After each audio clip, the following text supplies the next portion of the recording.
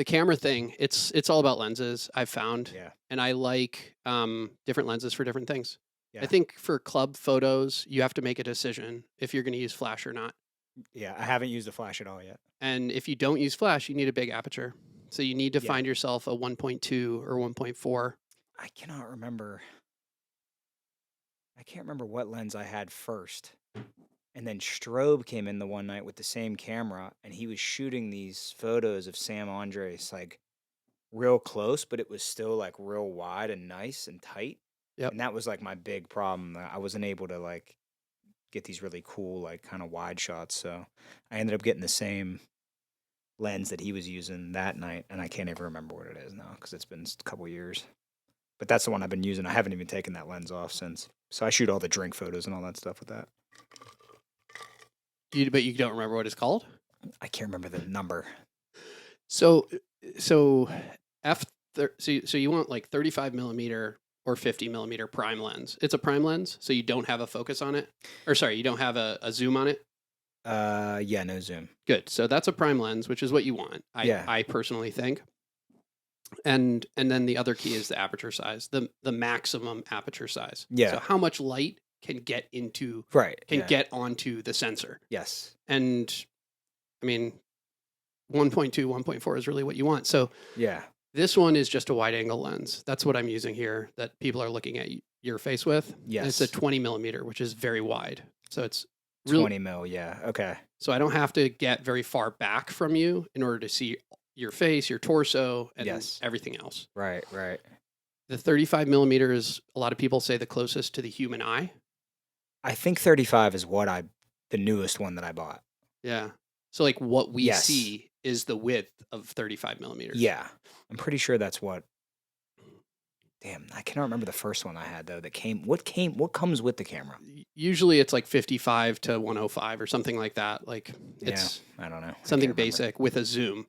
For club photography, a lot of the time I would use 24-70, and I have one with a flash. And that way you can get really wide with 24 millimeters because, like I said, 20 millimeters is quite wide. Yeah. The reason I got this camera specifically, was because of it takes such great photos with minimal light. Mm-hmm. Yep. That like I did all kinds of research on it because Goldmark's so dark, and I was like, it is. It's so dark. Why is that? Because man, that's the whole thing. I love it. Is it like? I mean, is that what you're looking for? Like, yeah, 100%, without a doubt. Because you have the speakeasy in the back. Are you allowed to talk about that? I don't know. Yeah, I don't care. I used to go to these spots when I was younger in New York, in like Brooklyn. Yeah. And it would be like little DJ spots, like cocktails and stuff. And it was so dark. And I remember walking into numerous places where like literally the only light in like the whole bar was like candles.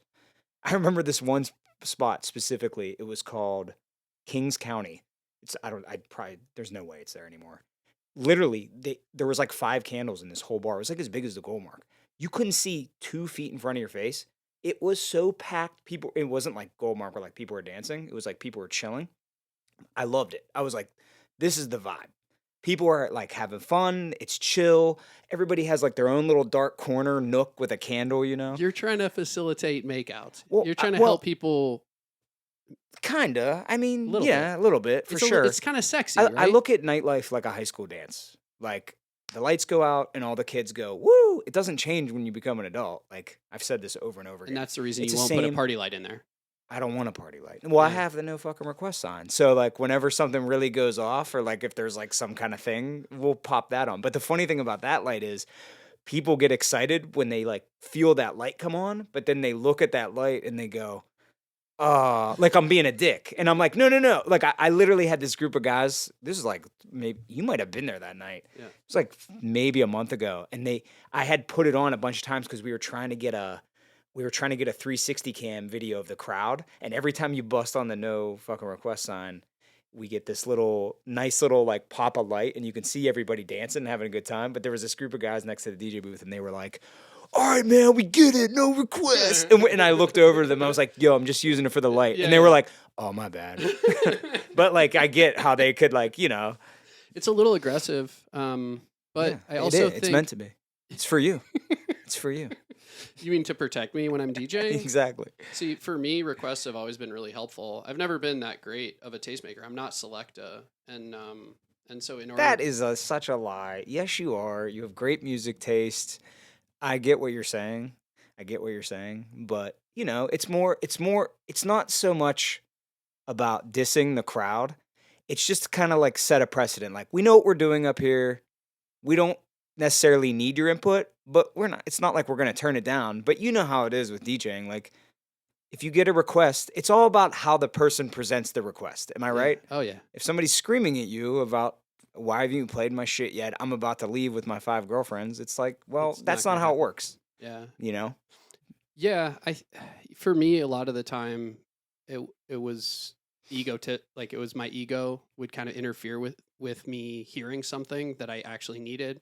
The best example I can give is when I used to DJ at this club that we used to rent out at Pitt. It was Ginza.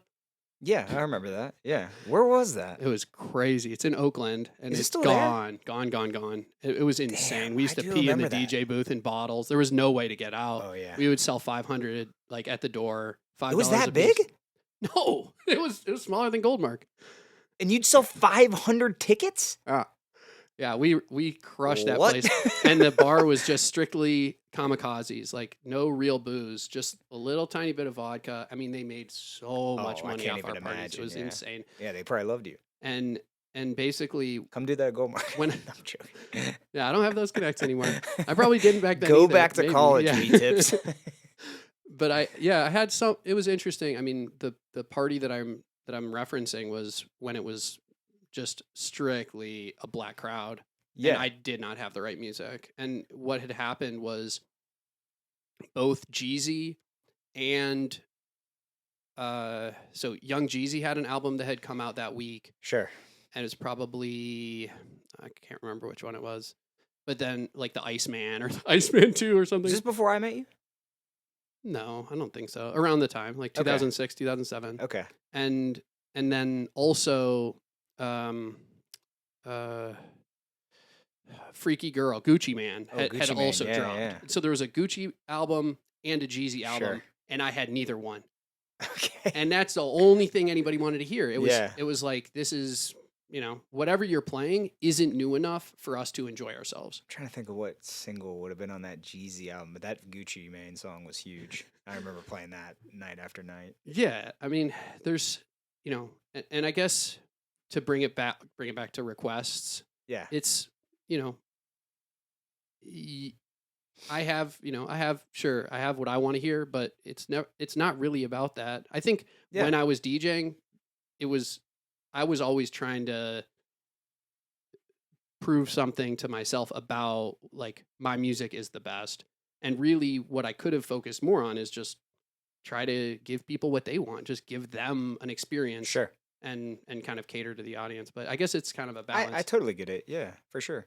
Like I said, I mean, it was never like intended to diss the crowd. It was more like, okay, we're a DJ bar. Yeah. It was honestly, it was just going to be no requests. And then I was talking to my dude, Aaron, from one of the guys that owns Shop 4 and 2. And he was like, man, you should just make it say no fucking requests. And I was like, it's kind of gangster. It is. And then we were like, cool. And it just happened to work out. We had this weird hole in the brick wall there. And I was like, let's do it.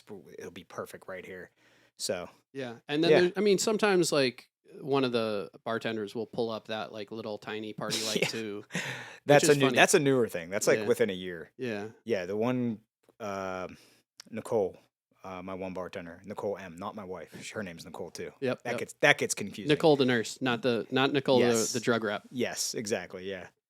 Yeah. She bought that on. Yep, on Amazon. Yep. Yeah, it was like $5. It's funny because my wife bought the same one. Yeah. And it was actually like one of the nicest things anybody's ever done for me. I think it was my birthday. It was pandemic. Like nothing was open. Yeah. And like I really wanted to go out and just dance. Yeah. And she like created a rave at home without telling me. She like surprised me by buying this party light, put on music. It was like really That's awesome. fucking nice. That's great. It was super, super That's nice. actually really funny because whenever we got shut down, we did a couple streams.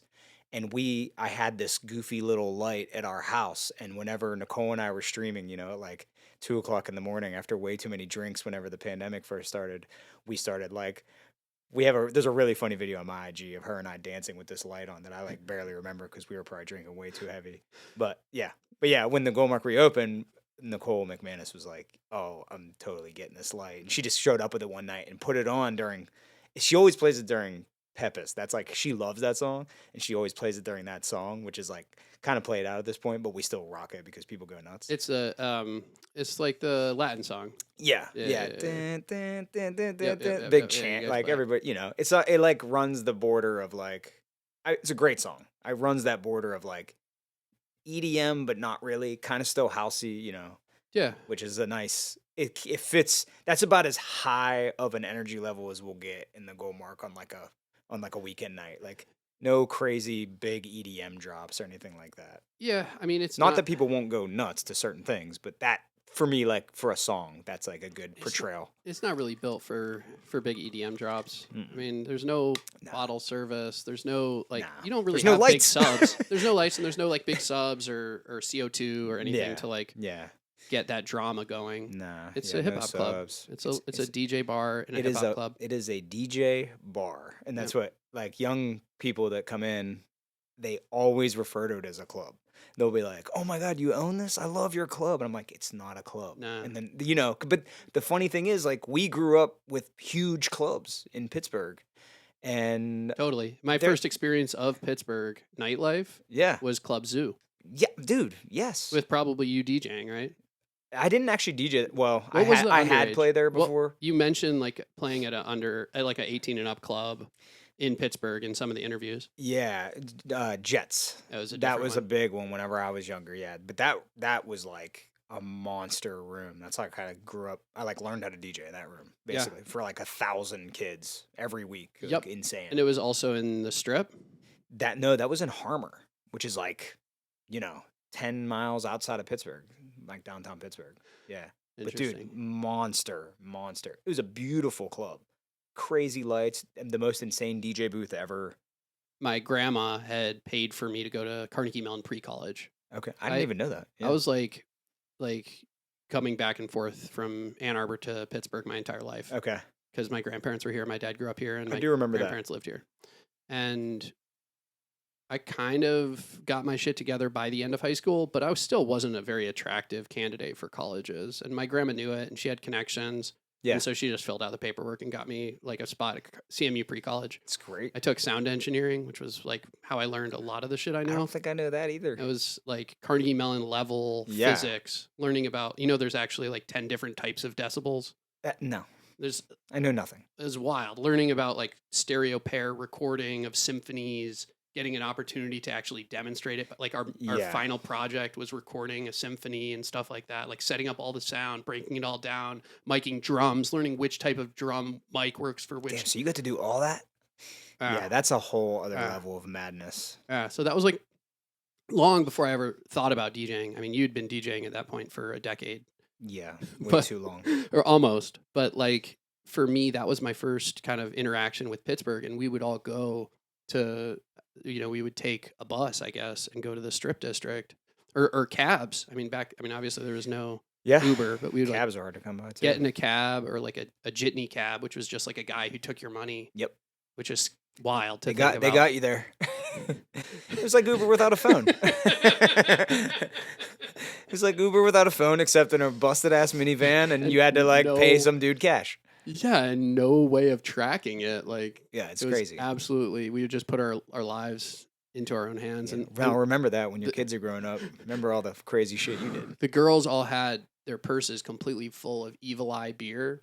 Okay. Which was like the cheapest beer that we would get at the time, and we'd find somebody to buy it for us, and then we'd show up at Club Zoo, and I have no idea who was DJing, but that was my first experience at Pittsburgh nightlife. And like you said, PDC. He played there back then. He was real young. I didn't know he'd been DJing that long. I don't know. I'll have to ask him the years whenever he played there, but I know he played there. Chris Firm, who owns Enclave. Yep, I think Firm sounds more possible. I mean, for me, I've always felt like PDC and I were like compatriots, for like peers at the same level when we were coming up at the same time, because there was this really actually pretty significant handing of the changing of the guard when he beat me in the battle, right? So which was, what battle was it? Not 3 2000. style. Was it 3 style? Yeah, 3 style. Yeah, what was it? The first 3 style? Yeah, like Second 3 style? yeah, whatever it No, was. second 3 style. Second 3 style. That was like He 2010 had maybe? yep, yep. So it was like one of the last years I was DJing in Pittsburgh. I graduated in 2009, and then I stayed here 2010 and 11 with a job at UPMC Yeah. and mostly DJing. Mostly like trying to do the producer thing Yeah. with Moonbatone. Which is so With Danny crazy. Longarms. Because that's when you used to run into Nicole, right? Yeah, I mean, well, I was also working through college. So 2008 and 2009, I had a job in the lab, and she was the rep for, what was it, Pfizer? Like micropipettes. I don't remember which company. Starts with a V. I can't remember, dude. I don't know. She worked for a few. But it's crazy. Like, I kind of knew her before I knew you. Sort of. Yeah, I did know that. But then I remember when we started dating, I was like, "Oh, you guys know each other?" I was like, "I didn't know that." So the interactions with you, to circle back to photography, it's actually kind of interesting how there are memories of like times we've hung out, Yeah. but there's really moments in time which are captured because I was photographing, and I have like great pictures Yeah. of, when you went out and played at Vince Mazzie's Brooklyn roller skating down in Derby party. Oh yeah. And then Oh yeah, you posted that recently, yeah. Baby reposted. Nug. Like That was really fun. oh, amazing. You were living there then, right? Yep. Yeah. Yeah. Yeah. And like great pictures from, Tiny Giant shows from the one time you had me back at Goldmark Yes. when I wanted to kind of figure out a couple things, which were like about how you made the transition from Slickville, how you got to Pittsburgh. I guess you were in college here, but like, Yeah. did you always know you were going to be a DJ, or did you think you were going to be a club owner or bar owner? Like, how did you come to live in Pittsburgh? Okay. So, grew up in a really small town, Slickville. Graduated high school, had no idea what I wanted to do. I started DJing when I was 15, so I started DJing high school dances when I was 15. I went to a really small high school. It was like I graduated like 55 kids, super small. So this kid that was in my town, I grew up in this other little small town called Slickville, and this kid that was lived right up the street from me, Mike. He was graduating, and I had this crazy music CD tape collection. Not vinyl yet, and he was like, "Dude, they're gonna need a DJ. You should take over." I took over, fell in love with it. This was for high school dances. High school, yeah. Me and my buddy Ron, we basically got like we made a deal with our parents where it was like my parents bought me these 2 crummy speakers, and then his mom bought him an amp. And then we like DJ'd the first dance together, and he didn't really like it. We might have did like 3 or something like that. He didn't like it, so then I ended up buying the amp off of him, paid my parents back for the couple speakers they bought me, and then I just kept doing it. Like people would hit me up and be like, "Come and DJ at my house," and I just go DJ at somebody's house. I wouldn't get paid, you know what I mean? It'd be like a party somebody was throwing for a birthday. I just wanted to DJ, but I wasn't really DJing. I was playing like 2 songs off of like Sony Discman, like portable CD players. I didn't even have a mixer. I was just like, I had like this little kind of a mixer, Radio Shack joint. It was like a crossfader. I was just like fade between songs. You just like came up with your own idea of what a DJ was? I knew what it was because I was really, really into hip hop and amongst other music back then, like classic high schooler. I was into like, one day I wanted to wear a chain wallet and look like I was in Nirvana, and the next day I wanted to be in Wu-Tang Clan. Like I miss that like innocence of just like you're not being judged. You're just like this is all the stuff that I'm into. It was different back then. You kind of had to like pick what you were into. Totally. Yeah, we actually had 3 floors in our high school, and like the goths hung out on the first floor. The second floor was like the alternative kids, and then the third floor was like preps. Yep, I get that. Yeah, yeah. You had a much bigger high school experience than me, I'm sure. Yeah, it was like and nobody even like was like into music in my school for the most part. It was like me and a couple of my friends. But anyway, got really into breakdancing. With a few of my friends, and it was from going to these little under 21 clubs. Like a circle would bust out, and people would start dancing. And there was one in Latrobe called Planet Bubba that we would go to, and that was like every Saturday night. or every Friday night, or after a while, probably every night I could go there. I was just like, I was obsessed. And like listening to the DJ, and they were playing all vinyl, and kind of like watching, and whatever I could do. Any way I could be a part of any of that stuff. And then breakdancing. Do you remember who it was? Not off the top of my head. There was a dude that played at there and at this club Jets, which ended up doing a Sunday night party. It was under 21, and I remember realizing it was the same guy at both places, and I was like, oh my God, he was really good, and I cannot remember his name for the life of me. Somebody asked me this recently. I'm like, dude, I cannot remember his name. It's terrible. But maybe was one of the first people you ever saw, like totally mixing vinyl. Yeah, the only other exposure that I had to it was like, I always reference the Funkmaster Flex 60 minutes of funk CDs, because like I was consuming so much music back then, but the only other place that I could hear a DJ was on Whammo on Friday or Saturday nights when they did the live mix shows late at night. I would turn my little boombox down in my bedroom and just hit record with a tape, and I'd try to get an hour of the DJ mixing. And that was just like an amazing time, because they're playing wild stuff that they would not play during the day on the radio. There's so much hip hop coming out then. And that was the same DJ that I guess Selecta and Bus Crates were listening to on Whammo. Was it? I'm for sure. Cool. Oh, dude, DJ. I don't know. There's. I should know this one because I should know it too, and it's embarrassing that I don't. But there was a bunch of good mix show DJs on the air back then. Selecta would definitely know the answer. The big one for me growing up was, is it JLB? That's not a Pittsburgh one, right? Yeah, WJLB in Detroit, which was the electrifying Mojo. Okay. So a lot of people talk about Mojo, kind of like jump starting their experience. Okay. And it was that which was not hip hop. Yeah. So like electronic music. Exactly. Yeah. After dark, it was ghetto tech. Yeah. And okay. That's what I was hearing on the radio. See, I wasn't introduced to that for many years later. Yeah.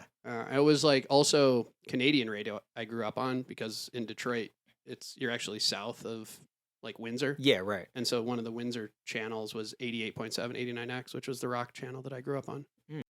So I guess there was also this conversation about whether you wanted to do radio, because you did you go Point Park? Yeah. So I started doing these breakdancing shows, and I was coming down to Pittsburgh a lot. I was probably like 17 or 18. So I wasn't old enough to do shit. But Mo, my good friend, I met him doing a breakdancing battle at a club at Jets, at that under 21 club. And he was like, you got to come to the city and do a show with us. And I was like, I would love that. You know, I had to like go home. I'm like trying to explain this shit to my parents, and they're like, you can't go to the city by yourself. You're 17. What did they do? What did my parents do? Yeah. My mom was an x-ray technician. My dad worked for child welfare in Westmoreland County. So he like took kids out of like bad homes and interesting. Yeah, a lot of like crazy kid stuff. Huh. So yeah, but my parents are very country, very like, you know, grew up in the middle of nowhere. Yeah, they didn't understand like what are you talking about? Breakdance battle, like very supportive, surprisingly. You know, probably thought I was insane. I had cardboard like duct tape to my carpet in my bedroom, and I was like doing headspins. And they're like, what is going on? I'm just slamming the floor. Grew up in a small house. You know what I mean? Like the whole house is rattling. But anyway, so I graduated high school, and I'm like, I'm just going to take a year off and try to figure out what I want to do. And I was doing these breakdancing shows, and I was DJing a little bit in the city, like for underage stuff. With a couple other friends. But without turntables yet, because that was when you met Bonix. Actually, I had turntables then, yeah. One of those shows at Jets, you met Bonix and saw them DJing with the turntables. Bonix came into play because we were doing a night on Tuesdays at a place in the Strip District, which ended up becoming Deja Vu. It's called Area 51. We met these guys, and they were like, you guys, we wanted to throw an under 21 night, and the way that bar was set up, they were able to like basically have a separate bar area where if you were over 21, you could drink, and an under 21 area. And so we pitched them at this idea. And this also goes back to like opening a bar. I was like 18 years old when we were pitching this idea to like a bar, like, hey, can we do this? And we were like learning the ins and outs of, okay, you need a separate area to sell alcohol. You got to, you know what I mean? It's still the same to this day in Pittsburgh. Every city's different. But so I'm learning all this random weird stuff about nightlife. I'm learning about cover charges and fake IDs and, all kinds of goofy stuff. And I'm like 18. But at that time, I had already gotten turntables. I was coming to the city. And then I went to community college for like a year and a half, I think 3 semesters or something. I ended up getting a random scholarship to Point Park. And I tried to go to Point Park for dance. I tried to try out for dance, which was like the most embarrassing, humbling moment of my life because I was like, I was actually teaching a hip hop class at this little dance school in Greensburg, which was really popular. And I was making a lot of money doing it. And I was young. And I was teaching kids how to breakdance and like do some hip hop choreograph stuff. Literally taught myself. Like, I don't know I have no idea what I'm doing. Like, you learned from like MTV. Like I had this lady who owned this dance school and she was like, I think people would love it. You should do it. So we like put a flyer up and she's like, you had like 100 people sign up. And I was like, oh my God. So I asked my buddy Anthony to come and help me. And we like put together a routine. This was not the heyday of breakdancing. This was not like 86. No. So yeah, breakdancing had like a big resurgence in the late 90s. In Slickville. Yeah. No, not in Slickville. Definitely not. Wherever the classes were offered. Not even in Pittsburgh. I mean, there were probably like maybe 7 or 8 of us. No, but so 100 people signed up for your class. Where were you learning how to dance from? Like watching MTV Jams and Yo MTV Raps and shit. videos. I had no idea what I was doing. You grew up with a TV and I had a very to that stuff. I always liked to dance, just like dance. And then when I started going to these clubs and I would see dudes hit the floor, then I was like, oh my God, what is this whole world? I don't know anything about, What do you think of when I say what I said to Femi, which is, I don't trust a DJ that doesn't dance? I totally agree with that. And I feel like today it's just like more and more, I feel like no DJs dance. How, when you're screening records, when you're going through the songs on direct music service, live DJ service, the internet, SoundCloud, whatever, are you going to have any idea whether it's good for a dance floor if you don't dance? I've said this a million times. I don't think a lot of new DJs get it. Is that why? I can listen to a record in like 10 seconds and be like, oh yeah. Less than that? Yeah. But it takes 2 beats of a 4-bar loop to know mostly whether it's going to work. Yeah. I mean, I think it depends on the style of music, but I mean, if it's hip hop and I need to like hear part of one verse, then I'll get there. But if it's just dance music, half a bar. Everything's so I mean, this is a whole other combo, but like, I remember a certain point of my DJing where everybody started to like stuff I did not like. I don't know if that happened to you. Oh yeah. Oh, that's why I became a doctor. Because like even for the longest time, I still liked a lot of the pop music that was coming out too, and I was playing it mostly places that played top 40 hip hop, popular music. Yeah. But I could, when I got in my car, I was listening to like the underground hip hop or like crazy electronic stuff that like you would never play at a mainstream spot. So I just love music so much in that sense. But I remember when I was playing the top 40 stuff, I remember getting to a point where I was like, man, I don't even there's like no soul to any of this stuff now. You know what I mean? One of the things I was thinking about was some of the weird electronic music you've put me up on over the years, like just randomly popping over to your spot and just like you're playing me like Royksop. Oh yeah. Or like some other just wild electronic, like Peter, Bjorn, and John, or I don't know, like some the blog jams. era. Yeah, totally. Were you on the holler board? Yeah. Oh yeah, for sure. I remember Bonix put me onto that, and it really changed my life in a big way. I think that really was when I was most excited about music and DJing. That was an exciting time. The Diplo came here. You opened for him at Laga. Diesel. Yeah. Okay. Diesel. Didn't he play both though? He might have played Laga. Definitely played both. I think Laga was closed by the time he came. I don't know. I definitely opened for him. But you opened for him at Diesel. Yeah. And then, do you remember? Was it LMFAO at S-Bar? Yeah, I wasn't there for that. I got a drop. I think from Bonix, actually. Oh, Bonix had one of them had Sky Blue, or one of them. Yeah, they were on the radio. Say, hey, it's so and so with to, Nugget. But you don't play those when you DJ.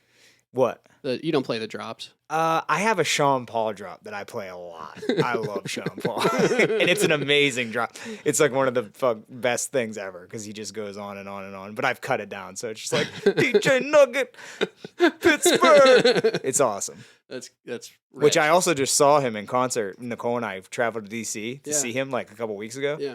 It was absolutely incredible. I didn't know what to expect. Yeah. And he's older, obviously, now. He's got hits for days. Oh my God, dude. It was like 2 hours of just not... It was like a DJ set, the way he put it together. It was so... He was the sweatiest artist I've ever seen at a show, but it was amazing. He crushed it. Nice. Anyway, that's random. No, it's not random at all. That's great. I was going to ask you about the trips with Nicole. You guys go everywhere. Yeah, that's our big thing. Yeah. I feel like that's what everybody... It's either they ask about the bar or trips when I see somebody, which is great. I mean, it's awesome. That's our thing. But you've never talked about it on interviews. No, we both just love the travel, man. Like whenever we met, it wasn't a thing. And then we went on our first trip together. We went to Hawaii. And at the time I was full-time DJing and I never did these big long trips. I would do like these little quick trips to LA for 2 days to New, when I could go out there and maybe make some money DJing or, but it was always like a quick 2-day or like I was the king of jet lag, and it didn't affect me because I was like in and out of cities, and I was doing some stuff in Vegas, but she was like, I want to go to Hawaii for a week, and I was like, oh my God, a week, I'm gonna lose so much money. But we did it, and at the end of that trip, at the end of that week, I like wasn't ready to come back. I was like, oh my God, it's amazing, I love it there. It's still one of my favorite places. But then we did like Thailand the next year, which was totally insane. We had no idea what we were doing, and then ever since then, we try to take some crazy trips every year. So what do you guys do? What do you mean? As far as like when we travel? Yeah, when you're not here. What do you mean? Like when we go Are you to another? Are you Yeah, dude. getting Oh my helicopters? God. We've done all zip that. lining. Yeah. Cenotes. We just went to this year has already been crazy. We went to Hawaii for like 2 weeks. We took our family, which was dope because both of our parents haven't really been to too many places. So that was really cool. We did a couple islands and showed them around and like they loved it. Mm-hmm. And then like 2 weeks ago, we went to Turks and Caicos for a week and got to explore that island, which was really fun. And that was way more chill for us. But there was a day we like hopped on a boat and like went out snorkeling and doing a bunch of crazy stuff. But are you guys boat people? Do you have a boat here? No boat. Do you ever think about it? Yeah, we've talked about it a million times, but we just don't really have the time or I don't know. It's so much fun in Pittsburgh, though. I would love it. I just feel like maybe when I get older, I could see myself doing it. Right now, I'm just too busy, and I just don't feel like I'd get the. I don't think I'd get your money's worth. Yeah, exactly. But what about the Freedom Boating Club? Not to plug them, guys. Give me a free thing. If like 5 people sign up because of this, I want a free hookup. I don't even know. You've never done it? No, I don't know I don't know what. Dude, my best friend in Charleston was part of it. It's like $4,000 to sign up, and then some amount per month. Okay. But like maybe a couple $100 a month. Okay. And you just don't have any of the bullshit. You're a boat owner without any of the hassle. Meaning you walk to the dock, you catch the keys from the guy, the thing is full of gas, you roll out, you bring your cooler, you roll out, you get a clean, beautiful boat every time. You never have to deal with anything. Really? It's sick. Are you part of this? I'm really tempted. The girl's been hitting me up like every day because I talk to them about it. This I could get into. It's money. To me, it's like, so because I have some friends that have had boats, and it's like, it's great for me because they're like, hey, we're going on the boat. Want to go on the boat?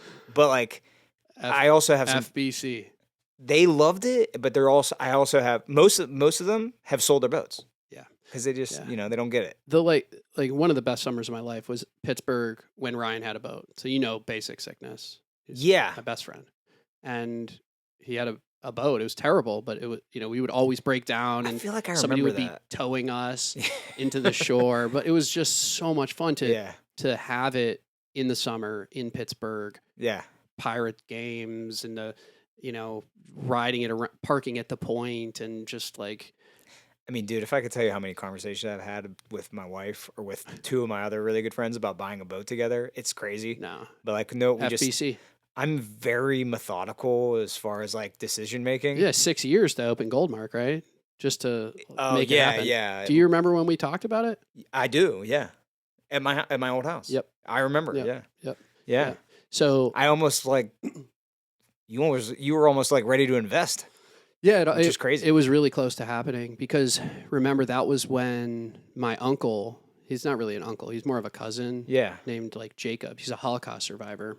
He died and left me like $100,000 or something. Okay, I forgot about that actually. But I remember you saying like, "Oh, I have a little bit of money," and yeah. Instead of buying the bar, I moved to Boston and became a doctor. Yes, I mean, right. That's what happened. I don't know how I did. Goldmark seems to be a good investment. You're doing just fine. And also very proud of you thanks, for what man. that's worth. Thanks, it's pretty awesome to see. Dude. You did exactly what you said you were going to do, which is awesome, man. Most people don't do that. There were definitely some times that were easier than others. Yeah. You know, Boston almost killed me, literally. Boston was the first of the stops? Yeah. So wait, it went Boston, New York. When I was in New York, a big part of what I was doing is waiting for some legal things to clear up.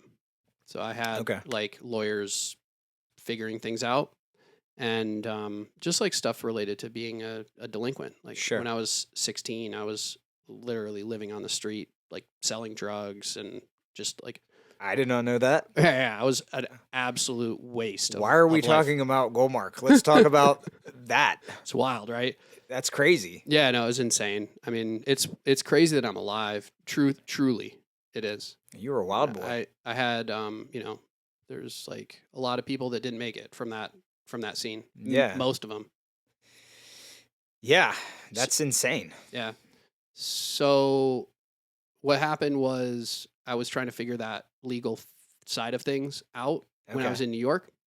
This is before medical school? This is way before medical school. Okay. So I knew that I wasn't going to get into medical school without two things.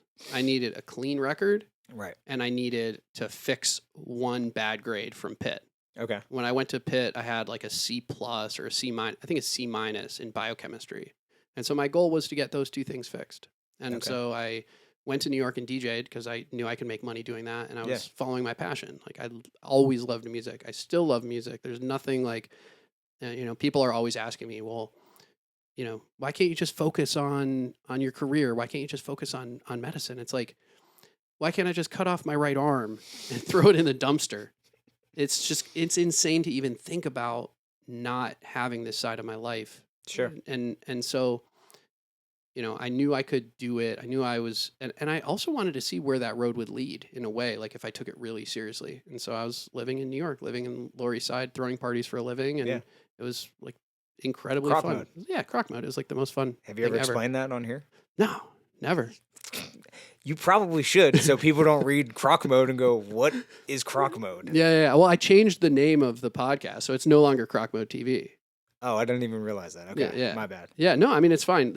So croc mode, I mean, it doesn't really have an explanation. I think that's why I changed it. Right? It's kind of like a ludicrous name. It's supposed to kind of give people an idea of something tropical, but also like a little dangerous. Yeah, I think I like vaguely remember asking about this whenever you did it in New York, and I was like, never any reason for it. It was literally just an idea. Right. Now the new name of the podcast is Alchemical Notes.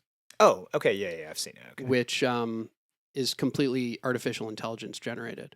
So it's strictly through ChatGPT that I was getting like I spent a couple hours feeding ChatGPT more and more information about what I was trying to convey, what ideas I was trying to convey, and it wrote the description of the podcast, which is up. What a time we live in. And it wrote the name. Like it gave me like 20 names. And then I saw the name pop up, and I'm like, I didn't know if it was a new page. I saw it on Instagram, but I didn't know if it was a new page or if you just changed the name. Yeah. Eventually, I'll completely eliminate croc mode. It'll just be Alchemical Notes as the one Instagram account, and then the other Instagram account will be, we'll probably keep DJB tips. We'll see.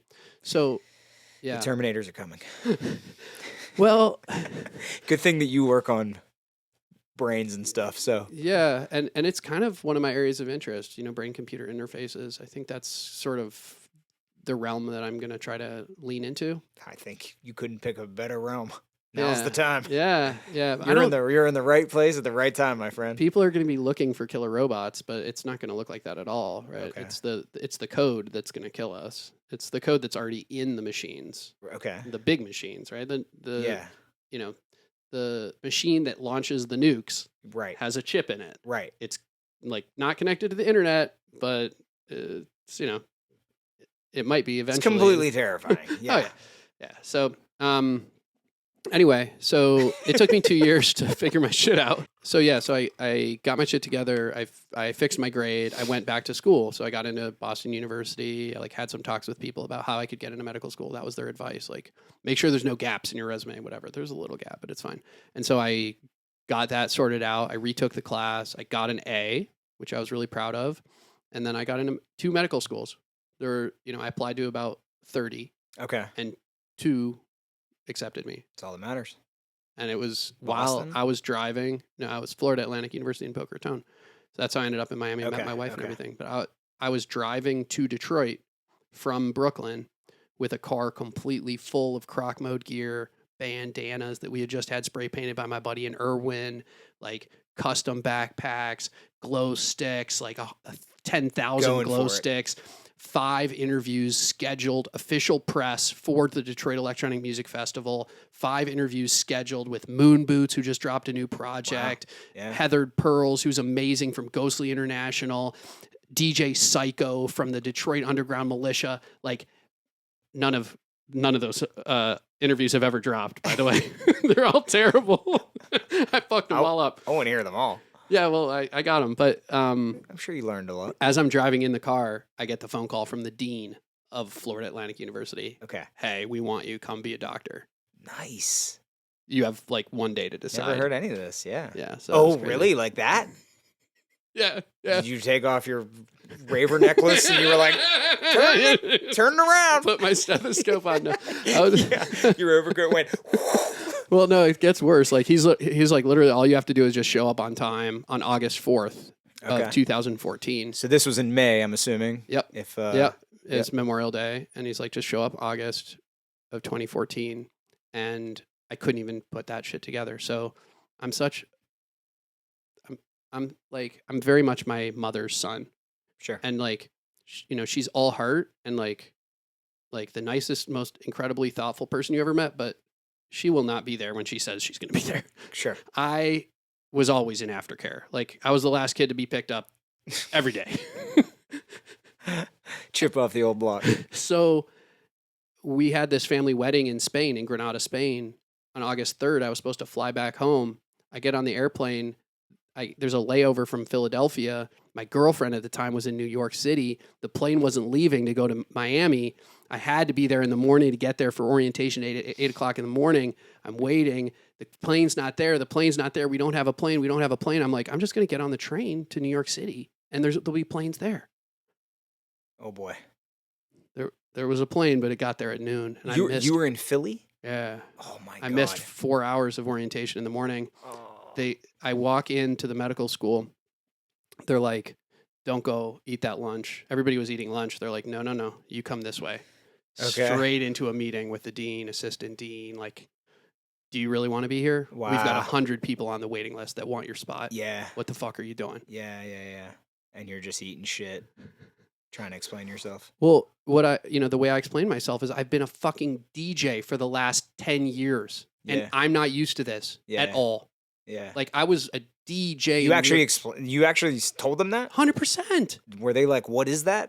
Yeah. I mean, what are you talking about? I think, they sort of got it. Is we have bosses. Well, I'm sure you had to put that on your resume or when you applied and all that stuff. The wild part was the picture that I submitted to them was me with that jawbone, the Quijada. Have you ever seen that picture of me? It's very artsy. I had to have. Yeah, it's very artsy, black and white. It was taken by one of the photographers in Brooklyn, but whatever. They should have known, is the point. They should have known.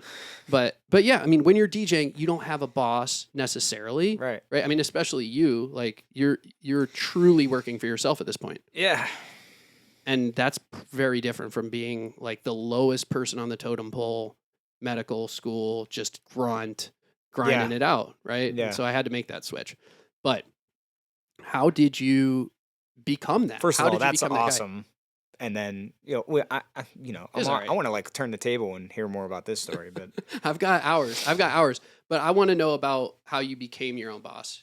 I know you were DJing, you you heard from, I guess, this guy maybe at Jets, the guy who was on the radio.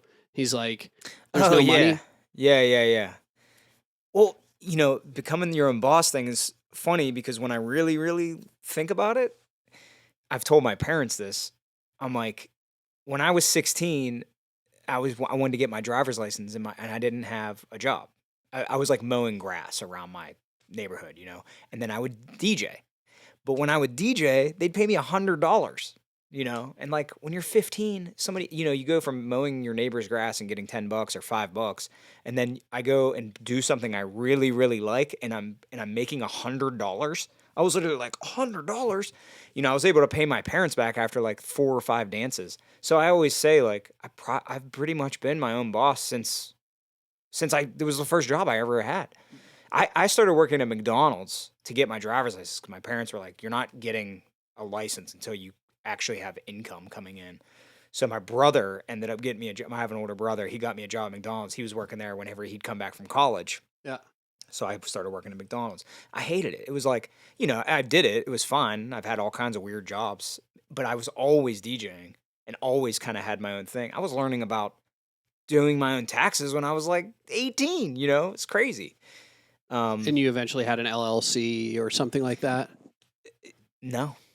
I've never had a DJ LLC. How crazy is that? That's interesting. I don't understand the money side.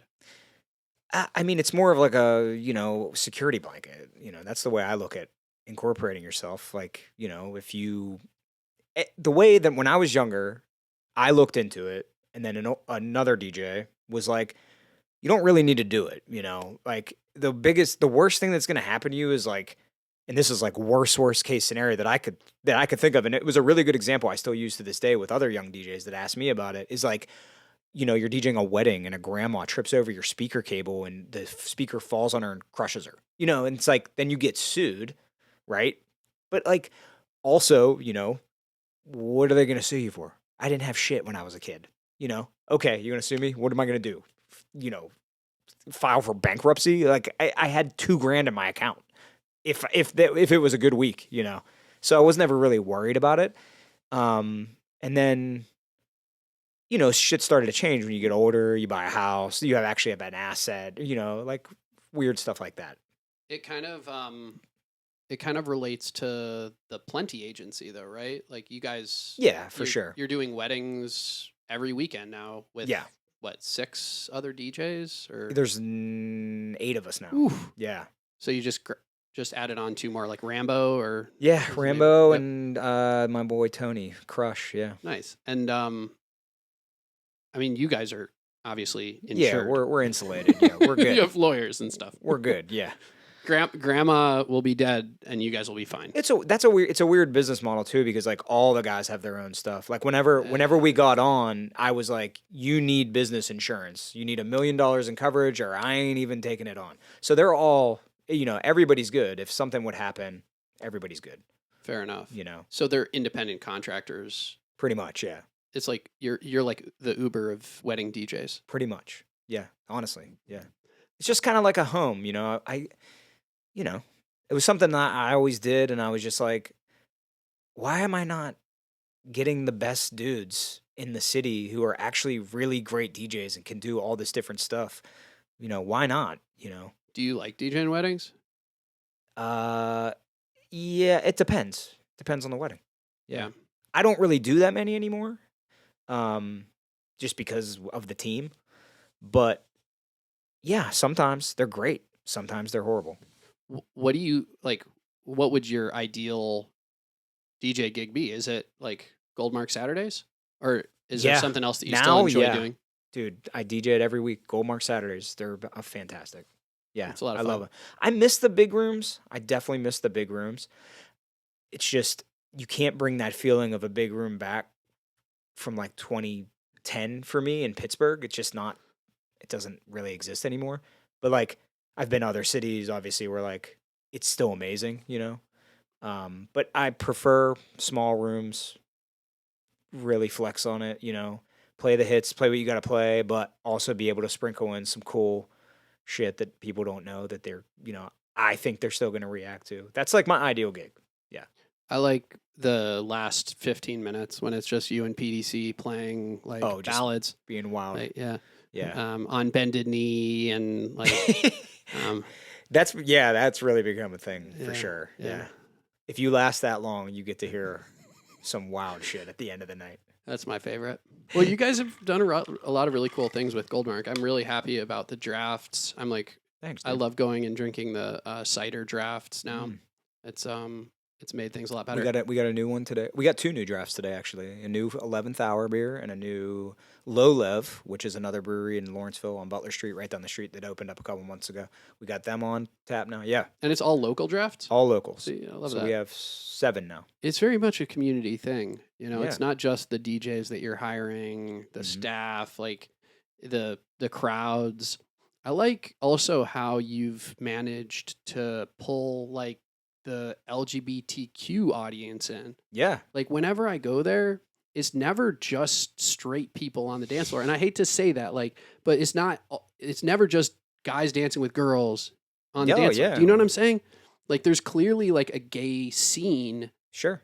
Also. Totally. And I like that. I like that it's a little bit more diverse. We've done drag shows. We've done, I mean, you name it. Yeah. We have tons of trans regulars. Like, it's awesome, dude. Yeah.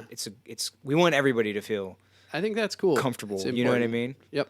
Yeah. Especially since it's not like, you know, it's not a big club. It's a bar. It's supposed to be like a community kind of space. Like a gathering place, right? Yeah. And that's another reason why we try to do so many different weird things. You know, it's like it's a DJ bar. At the end of the day, it's like the music dictates who's gonna come and hang out, you know? So like tonight we'll have a completely different crowd than tomorrow night.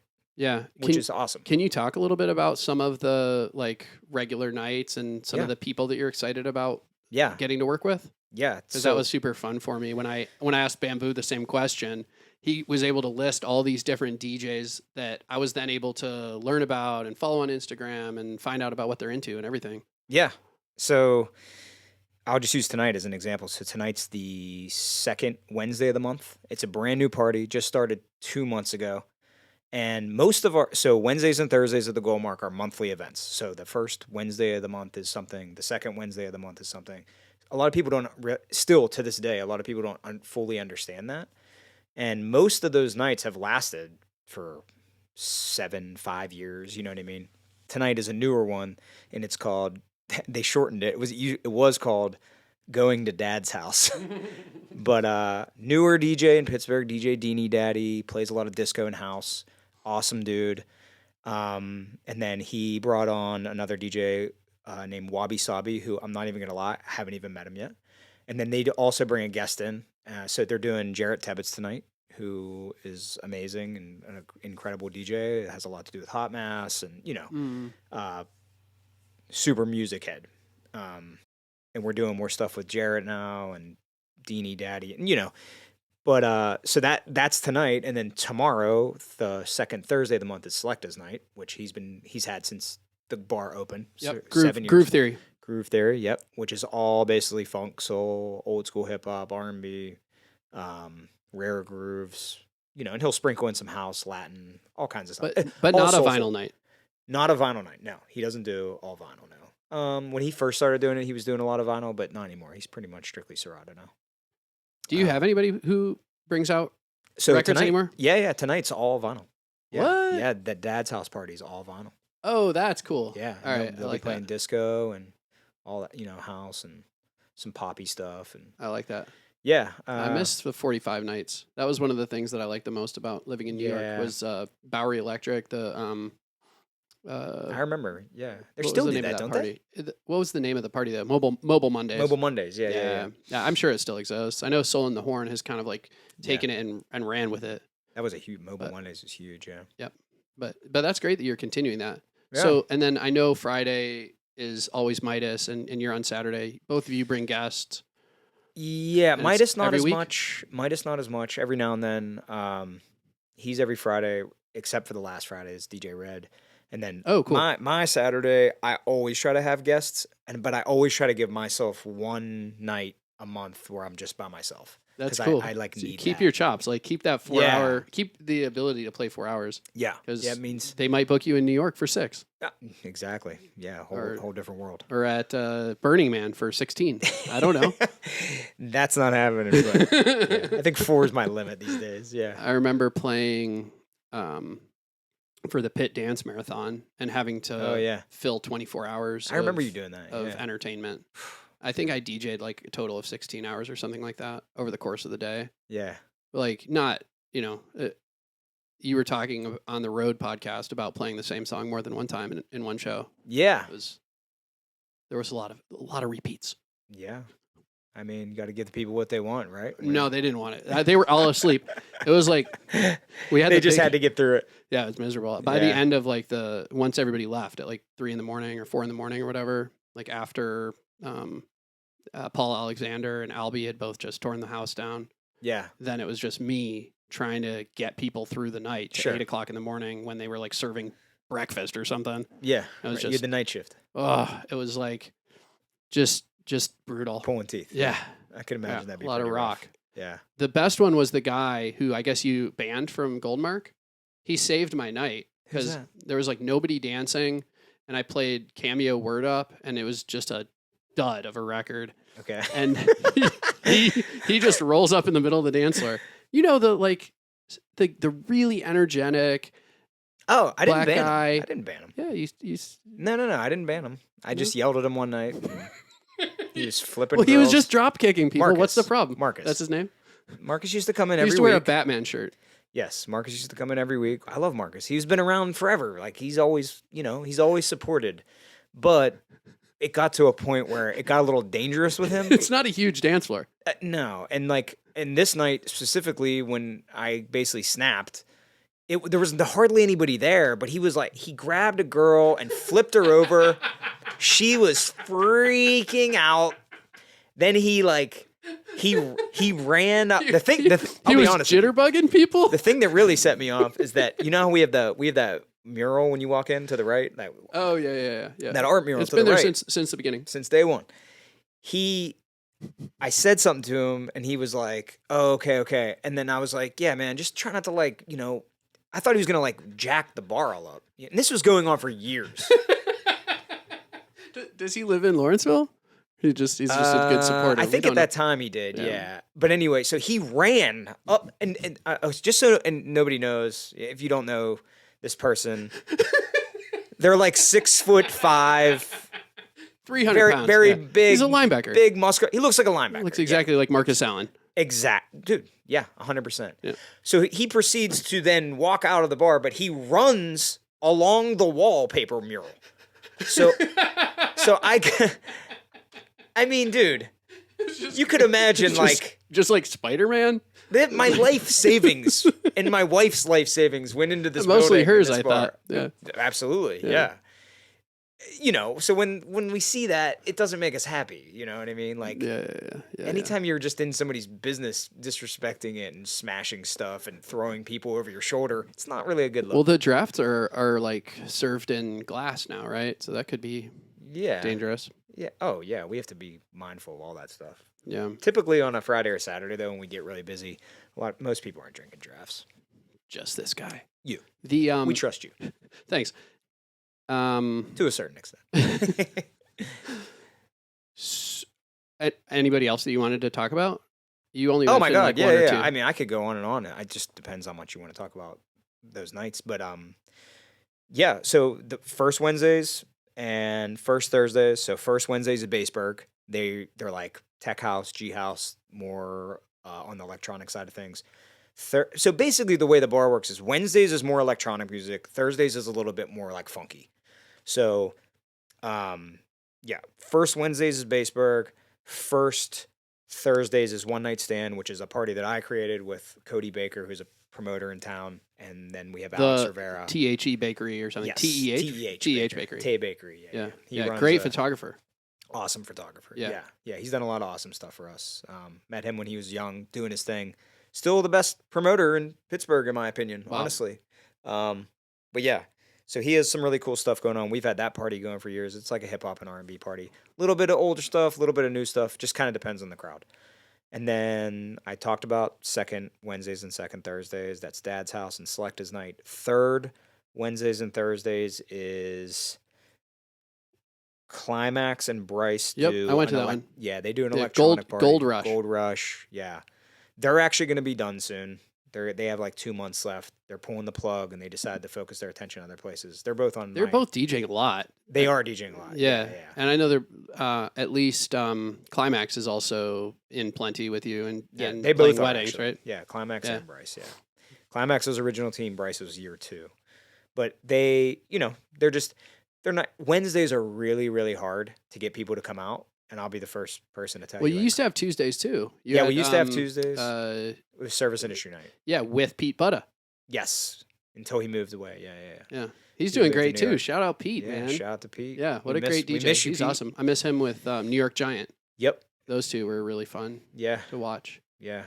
New York Giant just helped me out with a gig. My friend is the assistant director on the show, The Blacklist in New York. Wanted me to come up and DJ their rap party for their last final season a couple weeks ago. I couldn't do it, so Giant actually ended up doing it, which is cool. And Pete's actually done that party too, which is cool. Wow. So that's amazing that they were looking out for you as the DJ in New York, though. Yeah. That's a testament, dude, man. I'm actually doing the Billions rap party through the same group of people at the first weekend of June. Holy shit! Which is really cool. Is that the Rock? Are you gonna hang out with? No, he's not on that now. On Billions? Yeah. It's on Showtime. It's about like super rich hedge fund people. It's a great show. Are you sure The Rock's not on that? No, he's not in that. No. I forget the name. Dude, you're about to be hanging out with Stone Cold Steve Austin. Fucking everything up. I mean, I hope they show up. We'll see what happens. But yeah, it should be cool. Okay. I've done some weird stuff like that. Yeah. Well, what I was gonna say is, just to send you some compliments, is like there's a reason that people are looking for you, right? It's a lot of consistency, knowing, and professionalism. Thanks, right? Man. Like knowing that they're gonna get a really good product. There's no question when they call you if like what they're gonna get. It's gonna be a great fucking party. I appreciate that.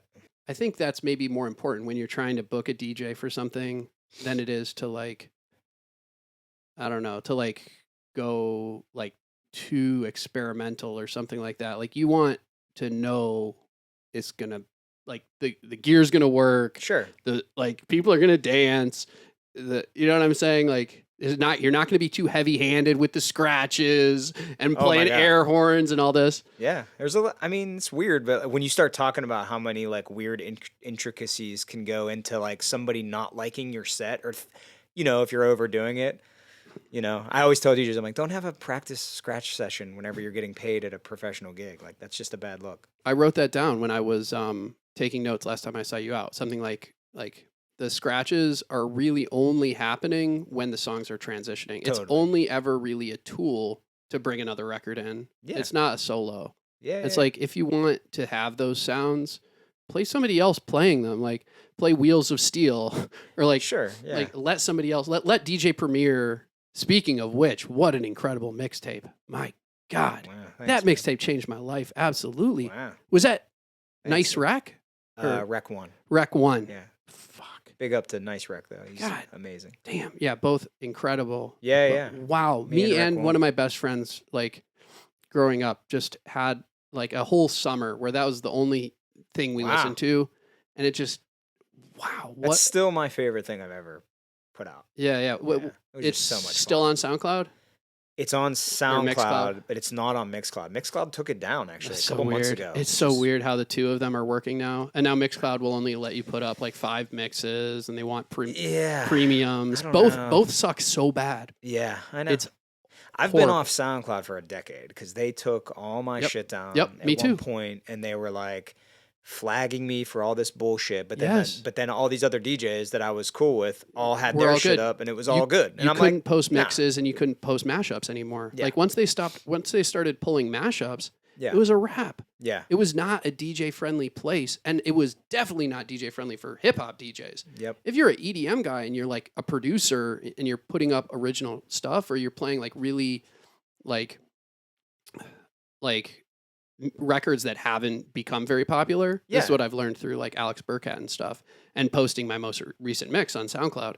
It's like if the song has less than 100,000 plays on YouTube, you're good. Yeah. People consider it free publicity. I mean, But if you play popular records, honestly, man, you're clipped. You sound is the future. What's that? Look that up. Whoa. Yeah. If you're listening out there and you're a DJ or a producer and you're like, what is the next thing? It's You Sound. You can check that out. It's all like licensed, or It's how does it work? It is. You just gotta check it out. It's been out for a couple years, but they're just starting to like pick up steam, and it's legit. It's the shit. Nice. So, yeah, it's almost like how Bandcamp was for a minute there. They got bought out. It's Bandcamp's still amazing. Yeah. But You Sound is like they're taking it to like a next level kind of thing for art, for DJs, artists. And you can sell your own merch on there. It's legit. You Sound. You Sound. Okay. Yeah. I'll check it out. They have an app. It's great. Nice. Are you posting mixes on there? No, I'm not actually. Just because I haven't been doing that too much. But it's What's the point of a DJ mix when everybody already knows that you're the shit?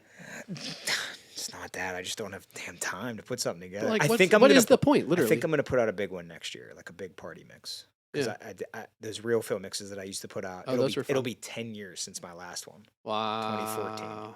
Yeah. Yeah. So Nicole actually was like, "You need to do like And 30 years of DJing in a couple years. And Yeah, dude, it's too long. I was wondering if you could give advice to like somebody who wants to succeed as a DJ. What are the attributes that you think helped you, and what should they do? What are the actual things they can do? Because like you can't fix some personality things, Sure. but some concrete things that you can do to make your chances of succeeding higher.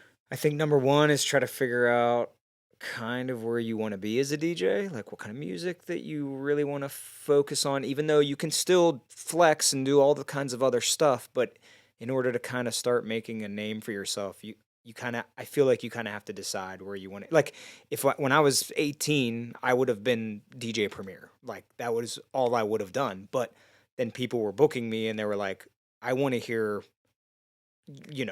Juvenile back that ass up into Hanson Mbop. I don't know, just you know what I mean. Like, so I think that's a good way to look at it. Like, what kind of stuff do I want to be DJing? Like, why do you want to DJ? What do you want to do? My whole thing whenever I was younger was I want to make people dance, and it didn't. I didn't care what I had to play. Like, I was like, dude, put a crowd in front of me and I'll just figure it out. But I think that is a good thing to start with. Love music, I think, is the most important thing. I said that at something else. I was just like, don't even start to DJ if you don't love music. Like there's way too much of that now. It drives me insane. I see way too much of that. And then third thing is I always say to young DJs, take every gig. Just take every gig. Even if they don't have any money, just take the gig, Buy some speakers, invest a little.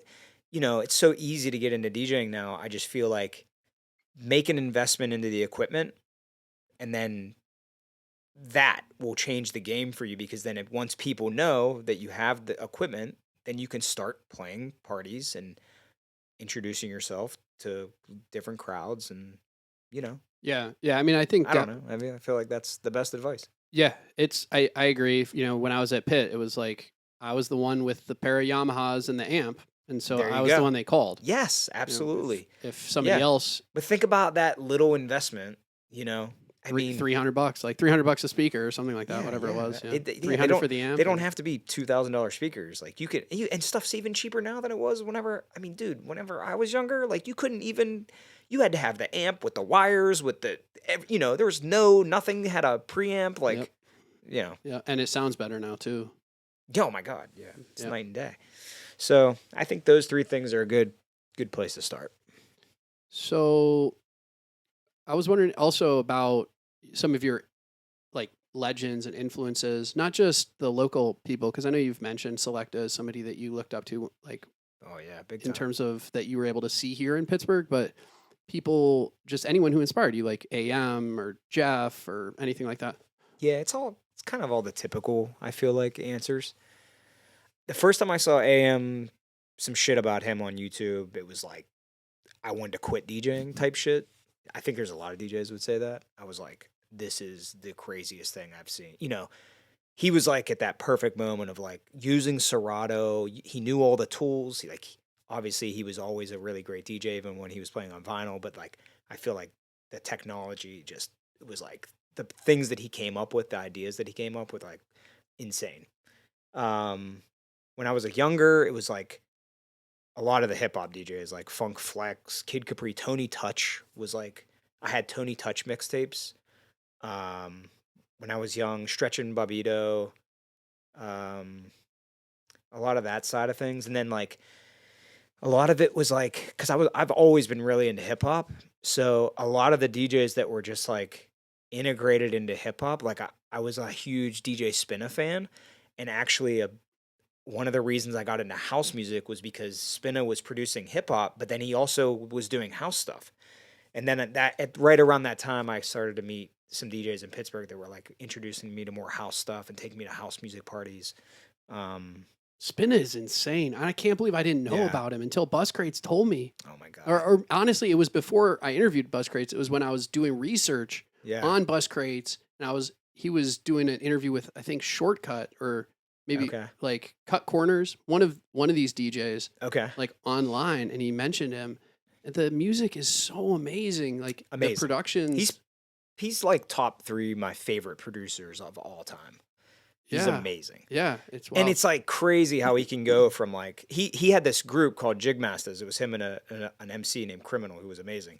If you've never heard of that group, check them out. No, amazing. I'm excited for that. Yeah, Jig Masters, weirdest name ever, but amazing beats. The rhymes were on point. Like it was really underground. Whenever underground hip hop was like really popping off, like Dilated Peoples and Jurassic 5 and stuff like that. I got a good Dilated Peoples story. I want to hear it. I used to date someone who dated that guy, the guy from Dilated Peoples. They're from Canada. No, you're thinking of a different one. Yeah. Swollen Members. Oh, it's the same exact name, but with 2 different words, right? Yeah. And it was like the same time frame. Yep. That's hilarious. I met those guys too because they came to Pittsburgh one time. Yeah. Yeah, the guy with the dreadlocks. I used to have Swollen Members stickers and Dilated People stickers. All that stuff. That's so funny. They're the exact same name. Yeah, no, it's literally the exact same 2 words, just synonyms. Yeah. That's really funny, actually. That was that underground shit back in the day. 2 dudes I always give props to that they're both doing completely different things now, but Hall and Mason were these 2 cats from LA they used to do these 4 turntable sets that were still to this day, I think, the illest things I've ever heard. They would play on 4 decks, 2 mixers, and they would go. And it was kind of how Zimmie and I started the Tiny Giant thing. We actually met them, and then we were like, man, we should try to do this. And it was like nowhere close to what they were doing. They had a Scion mixtape that came out probably like 05 or something. And when I heard it, I like didn't understand it. There were like 4 songs going at once. It was all hip hop, but it would be like a Kanye instrumental with some other instrumental mixed over it with an acapella, and then there'd be a scratching going on. And I'm like, oh, this is all pre-produced. And then I saw a video of them doing it, and I was like, that's crazy. Yeah. Kind of like what Greg Gillis was doing, though, right? Like. Yeah, but these dudes were like turntablists. Yeah. Like they were getting it on four techniques, like ripping it. The turntablist I saw on that brought 4 techniques every time I saw him live was RJD2. Oh, yeah, yeah. He would only bring out 4 decks, 2 mixers next to each other, I think, and then 4 decks. Like I've actually 2 on never each seen side. him live, which is crazy. He came out. I'm a huge fan of his, but I know his live show is pretty wild. He's like making beats. And... I got some great video. Yeah, he brings a like a MIDI controller and things and plays a lot of the records live. But I was just thinking about him the other typewriter. day. This is so random, but I was literally just thinking about him the other day about how good his stuff would be on Instagram Reels. Oh yeah, like he had just so many cool beats that you could do things with. But anyway, that's random. So the 2 most memorable shows. The one was Movement when he played. He basically like played right before Jay-Z's DJ was not Jay-Z's DJ. LL Cool J's DJ, Z Trip. Oh, Z Trip, yeah. Yeah, so Z Trip and RJ had like 2 hours back to back. Yep, it was crazy. But RJD2 was playing all vinyl, and he's like, yeah, it's a real fucking records. So if it skips every once in a while, that's why. Yeah, he's like, it's gonna be okay. Let him know. I love that. The Real Records Skip, and that's the name of the like YouTube video that I posted of it. It's like Real Records Skip with RJD2, and then. Did you actually get him saying that? Yeah. Oh shit. Yeah. And then the other amazing one that I don't have any video from, but was like an unreal show, was like a Brooklyn rave on New Year's Eve. I was dressed up, so it was probably Halloween actually. But anyway, yeah, maybe Halloween. Yeah, definitely Halloween. So he came out, everything was already set up. I'm always jealous of people who have the ability to like have a gopher like set up everything before, and then they can walk out to music. Yeah, it's awesome. But I've always wanted that. And the opening songs that I think I would do would be either Bittersweet Symphony by the Verve, or is it the Verve or the Verve Pipe? Verve. Or just like some wild, like orchestral, you know, like Orff, you know, the Orff like symphony. Yeah, whatever. So I don't know too much about it. Yeah, but it's like I can hear what you are getting at. Yeah, something like incredibly orchestral. So he came out in a full spacesuit, like orange spacesuit. I think I've seen with the bubble. Yeah, I think I've seen videos of. Yeah, it was pretty cool. He's awesome. And it was like one of those totally underground raves where there's, you know, you're buying beer, you're buying PBRs from a guy with a cooler with cash, you know. That was in Brooklyn? Yeah. Was it big? Bushwick. Was it a big show? Yeah. Like 4,000 people. That's pretty awesome. Yep. I mean, dude, the whole time we're sitting here, I'm thinking of all these different Z-Trip, huge influence. A-Track, Mixmaster Mike. Oh my God, Mixmaster Mike. I got to talk some shit about A-Track. But first, tell me about Mixmaster Mike. It's funny that you said that because I'm not the hugest A-Track fan but he was influential. Was such a legend to me. And I find him so fucking corny now. The videos? I hate everything he does now. Dude. And he is a legend. Like, I could show you some texts on my phone that are really funny. Sacrilegious. It hurts me. It's like murdering your own father. It's like killing your idols. Yeah. But like, why doesn't he eat food? Like, why do you have to be so skinny with the blonde hair and like? I need him to stop doing the videos with his brother where they're like reaching through each other's hands. It's just so Canadian. They're just playing a song and they're just like turning down the bass. That aggressive knob turning stuff. Like, you're not 13. You guys just chill on that. The Malkovich thing, like, no, it's not and I working. like the stuff. But yeah, just, you know. I'm so embarrassed to have his mixer. I'm gonna throw it in the trash. But yeah, I feel the same way. He came to Pittsburgh a couple years ago and did a live set, and it was kind of the worst. It doesn't have to be that way. Yeah. Jeff is still in fucking incredible. Craze is unreal. Every time I've seen him. Oh my God, Craze, when I unreal. Would go out and see him in Miami, Craze murders it. Dude, every Diplo. time. I love Diplo sets. I think he's awesome. Diplo's a legend. He posted the I'm a Piano playlist 2 weeks before I heard of what it was. Yeah. And he's always been that dude. Always been ahead of it. Whether it was Moonbaton or like any genre, he's always been that dude. Yeah. The Brazilian. He was Baile Funk. Yeah. Yep. Bounce. One of the biggest DJs music-wise that I still listen to this day. I've been listening to his show for 20 years, which is insane. I think it's 20 years this year, is Benji B on BBC. He's cool. Like BBC Radio 1. Like underground dance music stuff. Yep. I saw him live in San Fran one time. I just happened to be in San Fran and he was playing. And it was like one of the best parties I've ever seen. The record is called Technicolor Dreamer. It's by, and that's why I probably need it because I need to know who it's by. It's by Scott Hardkiss. Okay. And he's my cousin. And he's like a really important because rest in peace, Scott. Sorry.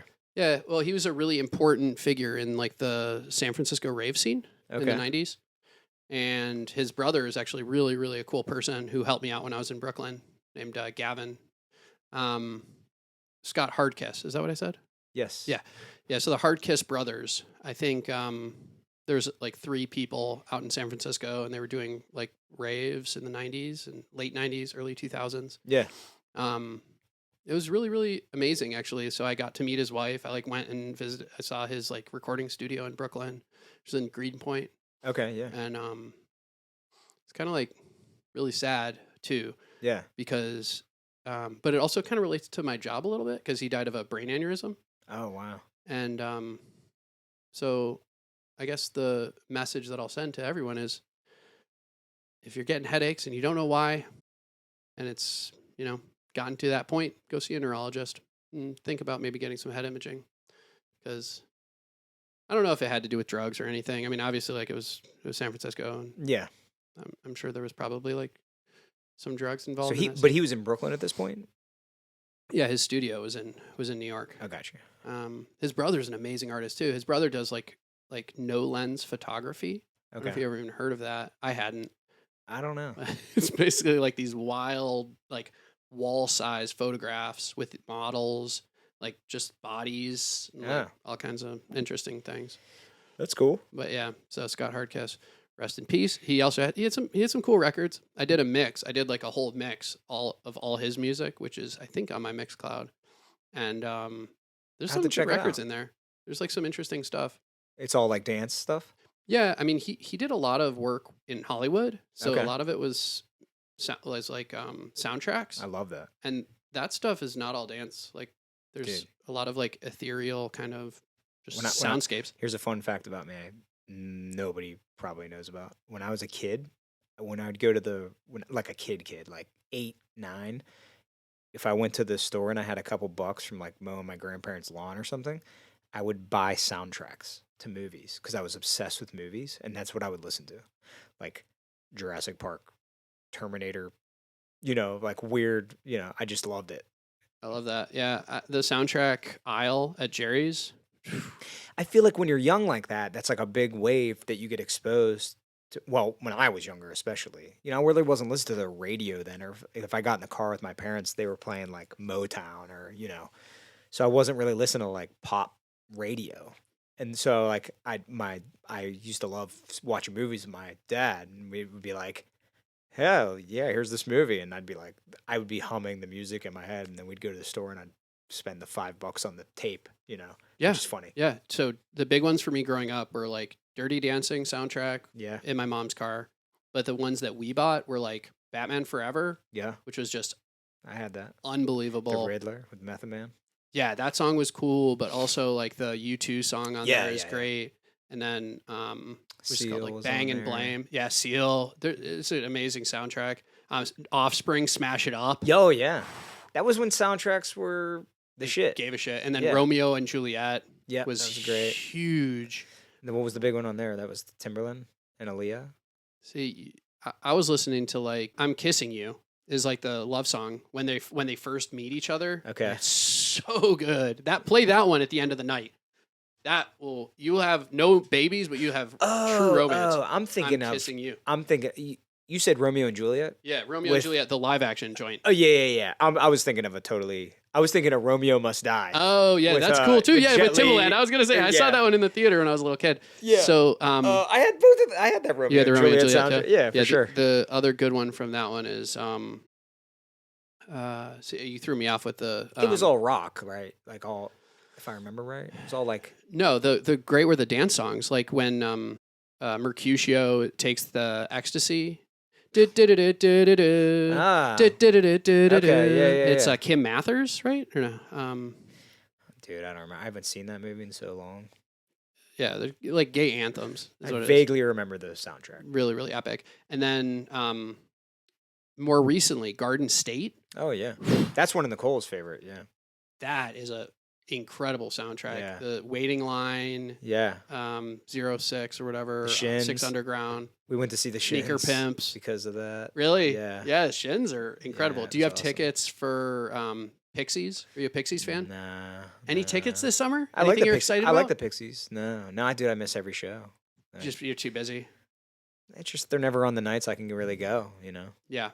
Yeah. Well, there's some that are coming up that are like more on Tuesdays and whatnot, Mondays, Tuesdays that I'm excited about. because I'm all about The it. Roxy I've been really happy with some of their shows. Yeah. I'm really upset I missed Homeboy Sandman when he came. He was Yeah. at Spirit. Yeah. And I thought that would have been really He fun. came Make to the sure you bar. have fun. Afterwards, yeah, he came through. That's I cool. wasn't there, of course. Yeah.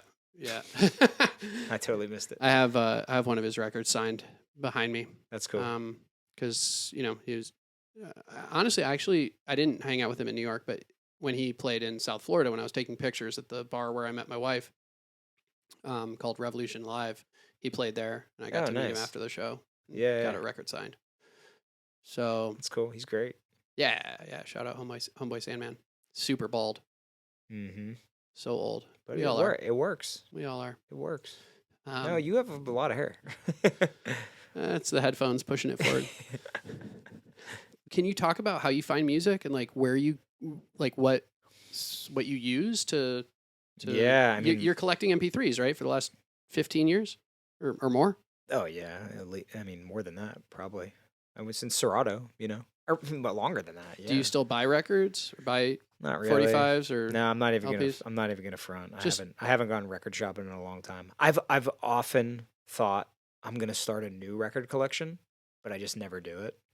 Like a totally new one. My record collection's at the bar behind Oh yeah, I was wondering whose the records those DJ were. booth. Yeah. Those are all yours. All the records are out and they're all in Tupperware or Tupperware, like big huge plastic bins, like down in the basement, like stacked. Wait. So whenever me and my dad built basically the whole bar ourselves. When we built the shelves, I always wanted to put my records behind the DJ booth because I thought it was just a super cool look.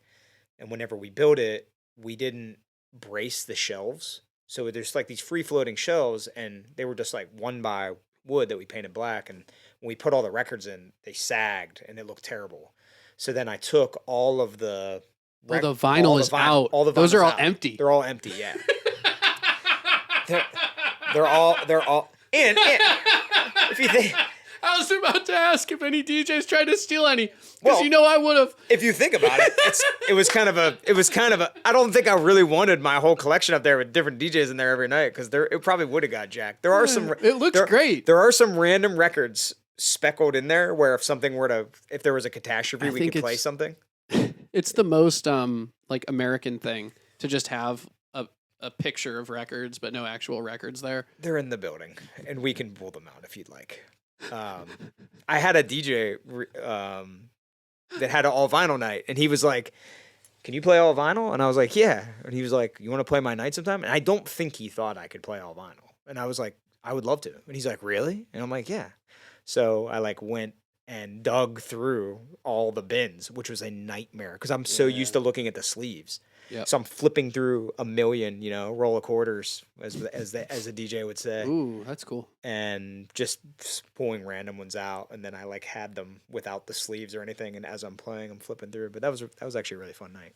Well, yeah, I love it too. I haven't been doing it as much. I was collecting 45s and thinking about playing, all vinyl. I think more so when people started streaming right away, because I was thinking what I'll do is just play my records on stream. Yeah, and people will relate to that in some way, I think.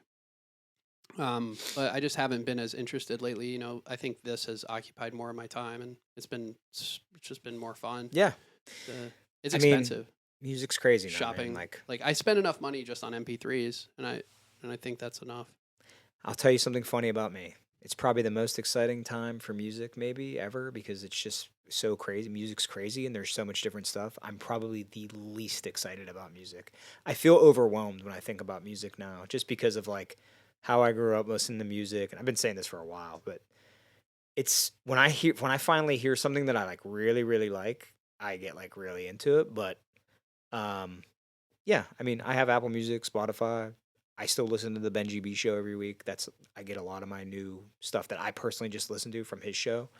Yeah, and then, if there's like a specific genre that I'm feeling like, oh, I want to listen to house today when I get in the car, I'll listen to I'll go on Mixcloud and listen to DJ mixes or the Deep House show or something like that. And then when you're actually getting the records, are you paying for music on Bandcamp or SoundCloud, or are you like just getting them on SoulSeek or DJ services? Are you part of any DJ services? Never been on SoulSeek. I'm on Bandcamp. I haven't bought anything on there in a while. People send me stuff. Yeah. I'm on one record pool right now, which is a private pool. It's awesome. I can tell you about it. That you pay for? Yes. And it's amazing. And if you're interested, I can tell you a little bit about that. But it's like on top secret. And yeah. I'm still on Benzies. You are? Yeah. Oh, wow. Yeah. I know a lot of people that are still on Benzies. Yeah, Whatever. Red. I know Red's on it.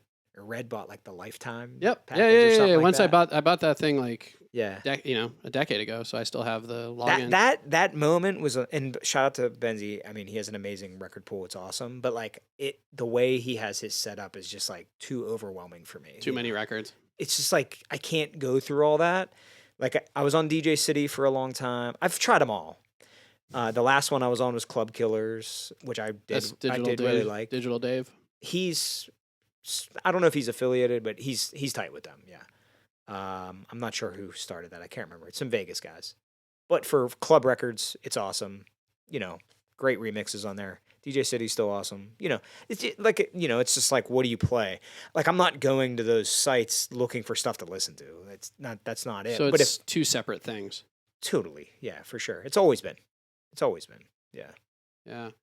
But I think that it wasn't always, right? I mean, you were listening to the music you were playing when you first started off. You were listening to the hip hop that you were excited about and you were DJing it, no?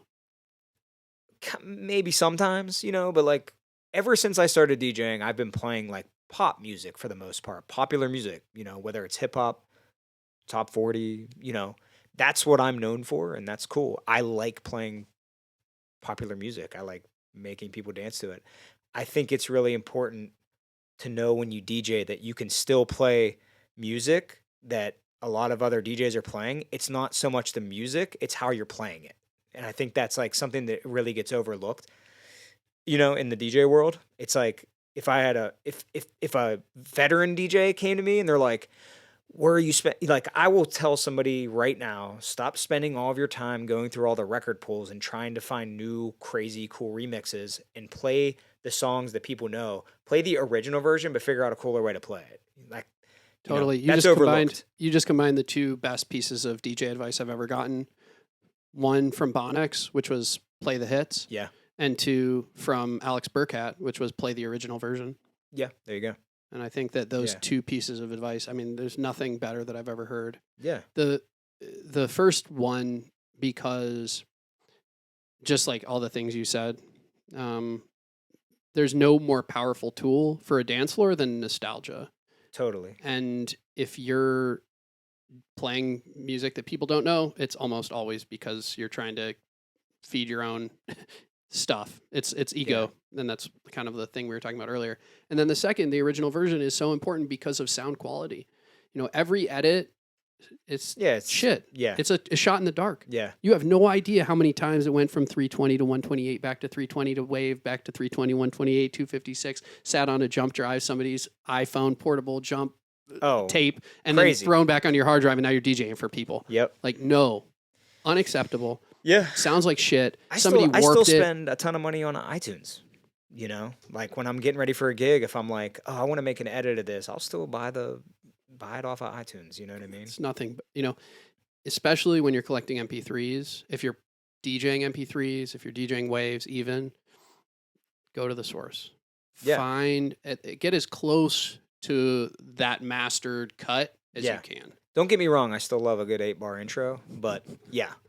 The difference is knowing the song well enough where you're like, I don't need this version with an 8-bar intro when I can just drop into it, or whatever it might be.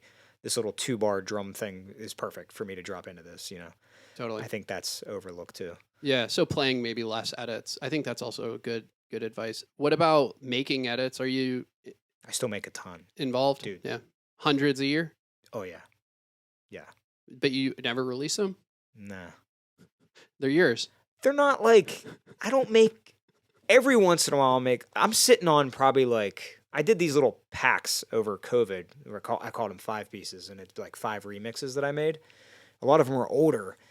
And then it like sparked this newfound, I got a bunch of cool ideas. I only really make a edit if I have like a really cool idea for a remix or something where I'm like, oh, this will sound cool over this. Also, another huge thing is like, it's changed now with stems and everything, and now you can get acapellas for other stuff. But for a long time, it was like, how many times can we keep using these same acapellas? Yeah, every 99 problems, dirt off my shoulder.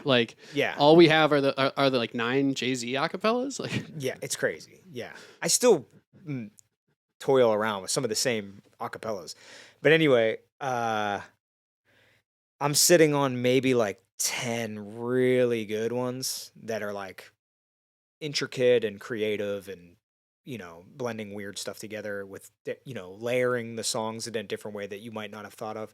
And I'm probably going to put those out at some point. I just haven't had time. M- But Maybe it needs to be like a Dust Brothers thing where you're actually making it original enough that you can bring in local rappers and have them create something truly original over it. something And else then I've never done. it's your album. I Yeah. mean, I was talking to No Casino and like some of these other Big fan. and Femi and like hearing about some of these local rappers that are actually really amazing. I mean, Femi dropped a couple names. I won't be able to come up with them off the top of my head, but listen to that episode and my Yeah.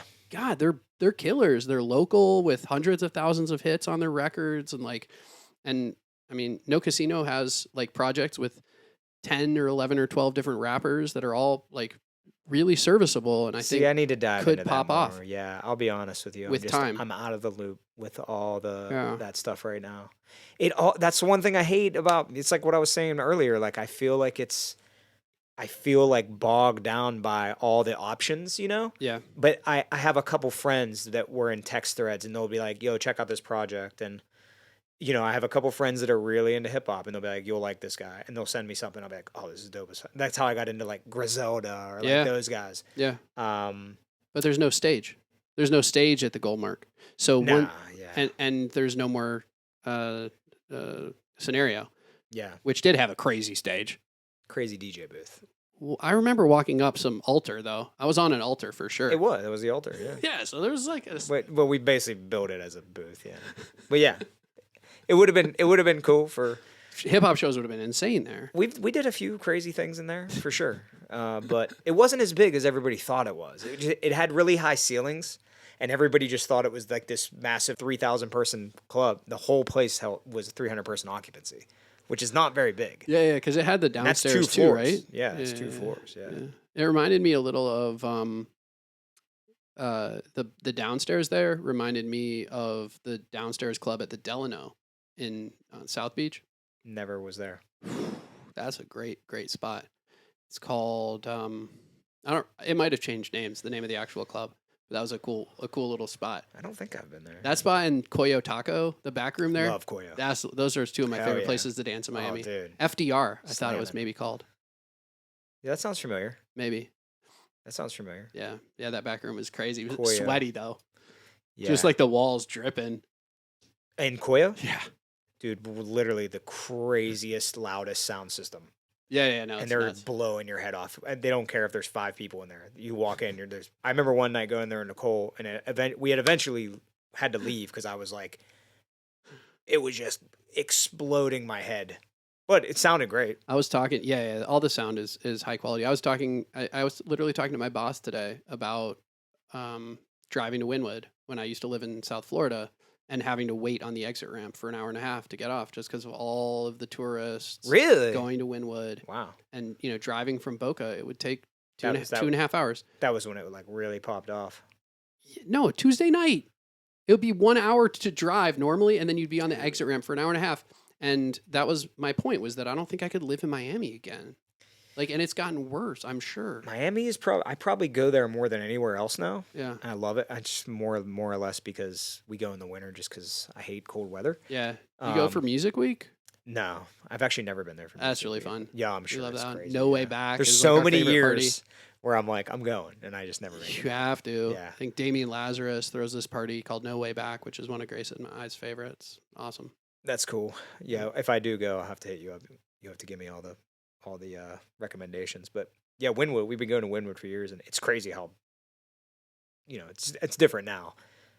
But yeah, there's a lot of spots that came and went there that were really, really cool, and I don't think I could ever live there, though. I think for me, I'm trying to get back to the Midwest. I want to stay here, or I want to do Ann Arbor, maybe Cincinnati, Louisville, Indiana.